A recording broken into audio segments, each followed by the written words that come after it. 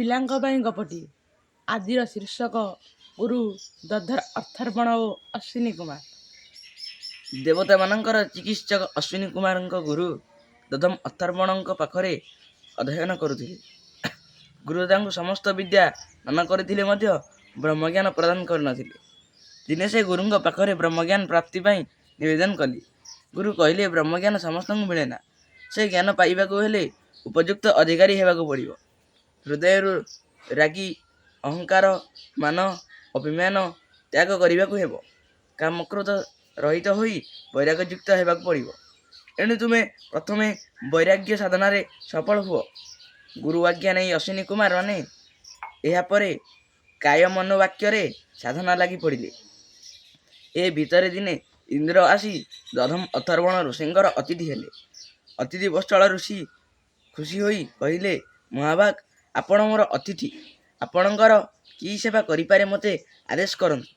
ଇନ୍ଦ୍ର କହିଲେ, ଋଷିବର, ମୋତେ ବ୍ରହ୍ମଜ୍ଞାନ ସମ୍ପର୍କରେ ଉପଦେଶ ଦିଅନ୍ତୁ। ଋଷିବର ଅଡ଼ୁଆରେ ପଡ଼ିଲେ।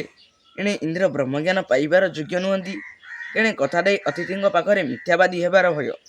ଶେଷରେ ବାଧ୍ୟ ହୋଇ ସେ ଇନ୍ଦ୍ରଙ୍କୁ ବ୍ରହ୍ମଜ୍ଞାନ ଦେଲେ।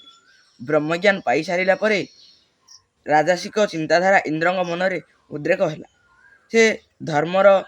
ସେ ଧାର୍ମିକ ଦେଇ କହିଲେ, ଗୁରୁଦେବ, ଭଲ କରି ଶୁଣିଥାନ୍ତୁ। ଆପଣ ଆଉ କାହାକୁ ବ୍ରହ୍ମଜ୍ଞାନ ଦେବେ ନାହିଁ। ଯଦି ଦିଅନ୍ତି, ମୁଁ ଆପଣଙ୍କର ମୁଣ୍ଡ ଛିଣ୍ଡାଇ ଦେବି। କ୍ଷମାଶୀଳ ଋଷି ମୁରୁକି ହସ କଥା ଦେଲେ। ସେ କାହାକୁ ବ୍ରହ୍ମଜ୍ଞାନ ଦେବେ ନାହିଁ। କିଛି ଦିନ ପରେ ବୈରାଗ୍ୟ ସାଧନାରେ ସଫଳ ହୋଇ ଅଶ୍ୱିନୀ କୁମାର ଆସି ଗୁରୁଙ୍କ ପାଖରେ ପହଞ୍ଚିଲେ। ବ୍ରହ୍ମଜ୍ଞାନ ନିମନ୍ତେ ପ୍ରାର୍ଥନା କଲେ। ଗୁରୁ କହିଲେ, ବର୍ତ୍ତମାନ ଅଶ୍ୱିନୀ କୁମାର ଏ ଜ୍ଞାନ ପାଇବାକୁ ଯୋଗ୍ୟ। ସେ ତାଙ୍କୁ ପୂର୍ବରୁ ଏହା ମଧ୍ୟ ନିର୍ଦ୍ଦେଶ ଦେଇଥିଲେ, କିନ୍ତୁ ଏଣେ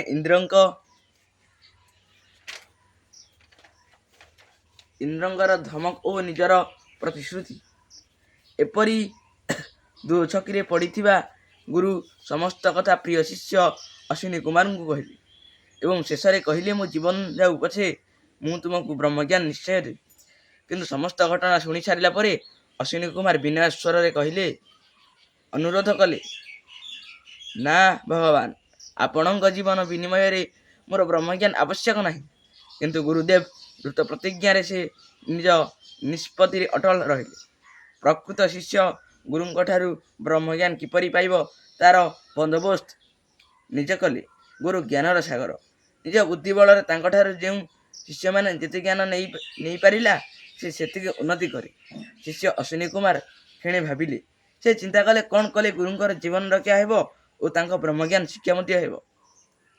ହଠାତ୍ ତାଙ୍କ ମନକୁ ଏକ ଉପାୟ ଆସିଲା। ସେ ଗୁରୁ ଉଦ୍ଦେଶ୍ୟରେ କହିଲେ, ଗୁରୁଦେବ, ଆମେ ଉଭୟ ପୃଥକ ପୃଥକ ଅଙ୍ଗକୁ ଯୋଡ଼ି ଜୀବିତ କରିବା ବିଦ୍ୟା ଜାଣିଛେ। ପ୍ରଥମେ ଆମେ ଗୋଟିଏ ଘୋଡ଼ାର ମୁଣ୍ଡ କାଟି ଆଣିବା, ତାପରେ ଆପଣଙ୍କ ମୁଣ୍ଡ କାଟି ଘୋଡ଼ା ଗର୍ଦ୍ଦନରେ ଲଗାଇବା। ଆଉ ଘୋଡ଼ାର ମୁଣ୍ଡ ଆପଣଙ୍କ ବେକରେ ଲଗାଇ ଜୀବନ ନ୍ୟାସ ଦେଇଦେବା। ଆପଣ ଯୋଡ଼ା ମୁଣ୍ଡରେ ମୋତେ ବ୍ରହ୍ମଜ୍ଞାନ ଦେବେ। ଯେତେବେଳେ ଇନ୍ଦ୍ର ତାଙ୍କର ପ୍ରତିଜ୍ଞା ଅନୁସାରେ ଆସି ଆପଣଙ୍କ ଘୋଡ଼ା ମୁଣ୍ଡ କାଟିଦେବେ, ସେତେବେଳେ ଆପଣଙ୍କ ମୁଣ୍ଡକୁ ଯୋଡ଼ା ଗର୍ଦ୍ଦନକୁ ଆଣି ଆପଣଙ୍କ ବେକରେ ପୂର୍ବ ପରି ଯୋଡ଼ିଦେବା। ଆଉ ଘୋଡ଼ା ମୁଣ୍ଡକୁ ଯୋଡ଼ା ଗର୍ଦ୍ଦନରେ ଯେ ହସ୍ତେ କରେ ବିଷ୍ଣୁ କର୍ମ, ତାକୁ ବହିବ ହସ୍ତ ଧର୍ମ। ଜଗତ ଆତ୍ମା ମହାଗୁରୁ, କେବା ମହିମା ବର୍ଣ୍ଣ ପାରୁ। ଯୋଡ଼ିଦେବା। ଏଥିରେ ଯୋଡ଼ା ମରିବନି କିମ୍ବା ଆପଣଙ୍କର କୌଣସି କ୍ଷତି ହେବ ନାହିଁ।